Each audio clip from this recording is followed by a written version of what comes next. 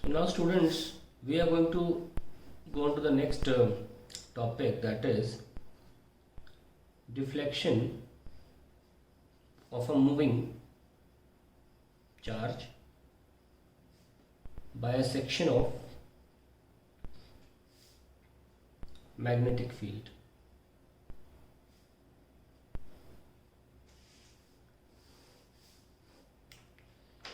Now suppose we have a magnetic field in this section, तो वो section मैंने d distance का मान लिया है और इसके अंदर मैग्नेटिक फील्ड है। क्रॉस का मतलब हम जानते हैं कि inside the plane of paper होता है। और सपोज ये चार्ज ऐसे जा रहा है,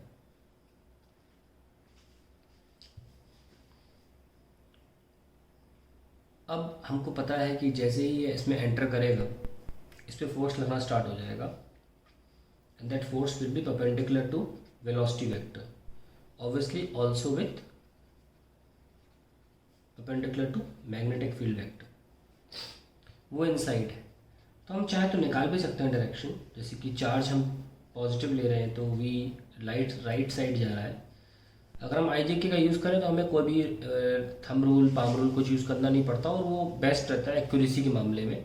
थोड़ा पाम रूल जल्दी आंसर देता है आपको, लेकिन ठीक है कोई बात नहीं, जिसको आंसर तुरंत आंसर दे दिया, ठीक है। ऐसे मेरा पाम आगे की तरफ है और मैंने वेलोसिटी की डायरेक्शन में थंब है और मेरी उंगलियां जो है वो अंदर जा रही है मैग्नेटिक फील्ड की डायरेक्शन में। तो मैं क्या कहना चाह रहा हूँ, फिंगर्स जो है वो मैग्नेटिक फील्ड की तरफ जानी चाहिए और जो तुम्हारा थंब है वो जाना चाहिए वेलोसिटी की तरफ। तो तुम्हारा जो पाम होगा वो फोर्स बता देगा, ठीक है।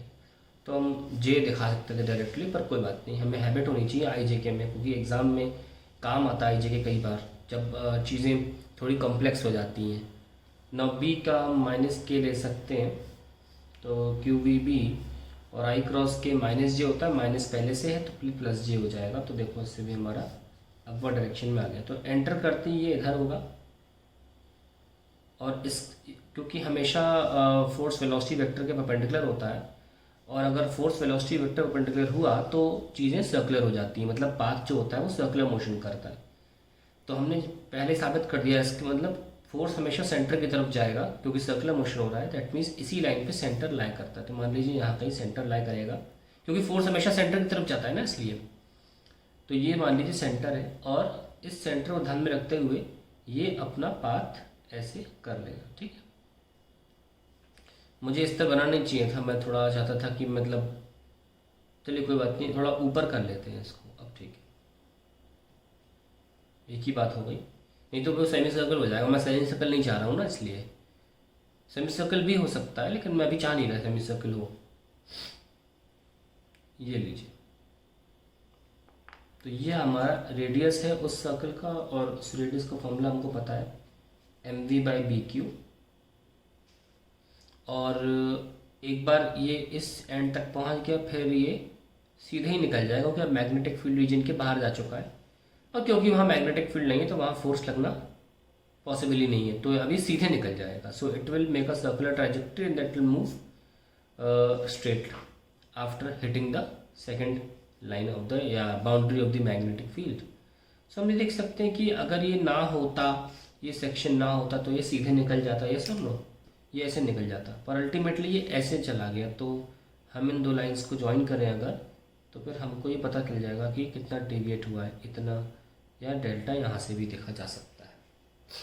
अब हमको ये डेल्टा निकालना है कितना है, व्हाट इज़ द डिविएशन, क्योंकि ये डिफ्लेक्शन बोल दें तो डिफ्लेक्शन कितना हुआ, ये हमारा मेन मोटिव है निकालना, व्हाट इज़ द डिविएशन। तो आपको कैसे निकालें इसको, हमको पता है कि ये कितना है डेल्टा, तो ये हो गया 90 माइनस डेल्टा, ये सुन लो,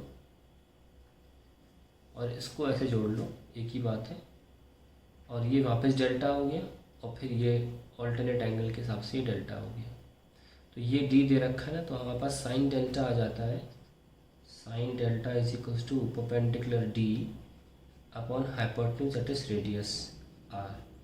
सो डी अपॉन आर कितना है, M V upon P Q. तो उसको घुमा के ऊपर ला सकते हो ना, Q B D upon M V. So we have got delta is equals to sine inverse of QBD by MV. Now the point here is that इस फॉर्मूले पे ध्यान दें ज़रा, यहाँ मैं इम्पोर्टेंट केस लिख के दिखाता हूँ क्या, कि साइन डेल्टा जो है वो डी बाई आर दे रखा है। ऑब्वियसली डी जो है वो आर से बड़ा नहीं हो सकता, फिर साइन डेल्टा की वैल्यू 1 से बड़ी हो जाएगी। तो ये जो फॉर्मूला मैंने बताया आपको, जिससे आप डेल्टा निकाल रहे हो, इसके लिए इम्पोर्टेंट ये है कि डी लेस देन आर होना चाहिए, ध्यान रखना। और अगर डी ग्रेटर देन आर है तो क्या होगा, let us C.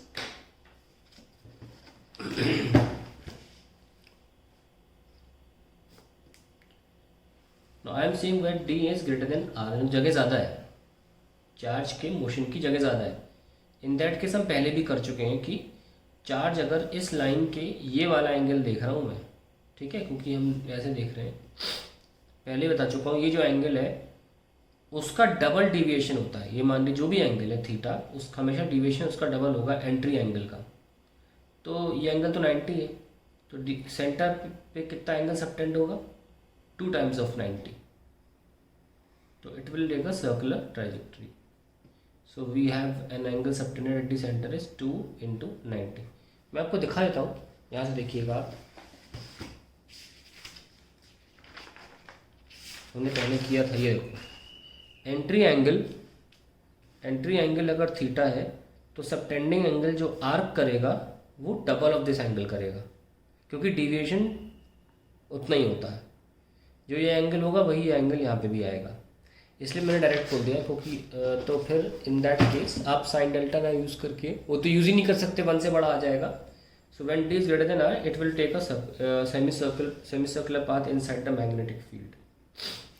So now we are going into the another part, that is, अगले पेज पे ले लेते हैं, इनफैक्ट अगली वीडियो में ले लेते हैं, ज़्यादा सही रहेगा, क्योंकि बिल्कुल ही डिफरेंट टॉपिक है।